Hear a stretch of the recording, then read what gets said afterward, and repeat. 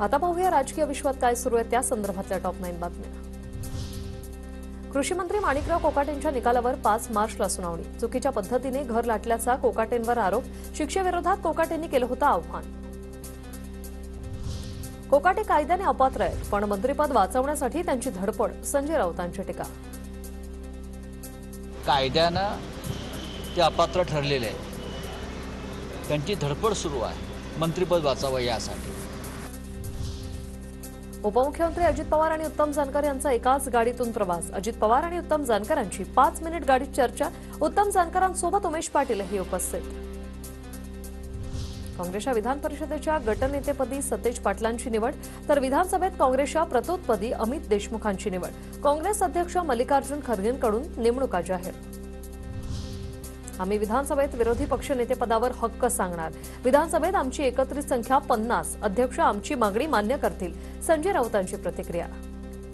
विधानसभेतल्या विरोधी पक्षनेतेपदावर शिवसेना आपला मी दावा म्हणणार नाही, आपला हक्क जो आहे तो सांगणार आहे। मवियातील कोणत्याच पक्षाकडे संख्याबळ नाही ही वस्तुस्थिती।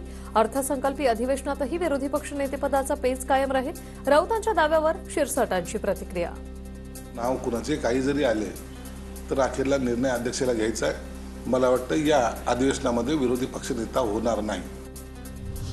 मोहन भागवत कुंभमेळ्यात गेलेले का? मी त्यांना फॉलो करतो। मोहन भागवत गेले की त्यांच्या मागे जाऊ, असं आमचं ठरलेलं। संजय राऊतांचा टोला। कुंभमेळ्याला का गेले नाही ते विचारा, शिंदेनी केलेला ठाकरेंना सवाल। मोहनराव भागवत यांना मी तरी प्रयागराजला जाऊन गर्दी डुबकी मारून स्नान करताना पाहिलं नाही। आम्ही सगळे म्हटलं सरसंघ चालक गेले की त्यांच्या पाठोपाठ लागून जा। संवेदनशील घटनेवर बोलताना सर्वांनी तारतम्य ठेवावं। माझ्या सकट सगळ्यांनीच सबुरीनं वागावं। योगेश कदमांच्या वक्तव्यावर बोलताना अजित पवारांची प्रतिक्रिया। उद्धव ठाकरेंचे शिवसेना कोकणातील डॅमेज कंट्रोलसाठी ऍक्शन मोडमध्ये। राजापूर शहरात नव्याने उद्धव ठाकरे गटाच्या नव्या शाखेचं उद्घाटन, तर विनायक राऊतांच्या उपस्थितीत पहिलं संपर्क कार्यालयाचं उद्घाटन तसंच कार्यकर्ता मेळाव्याचं आयोजन।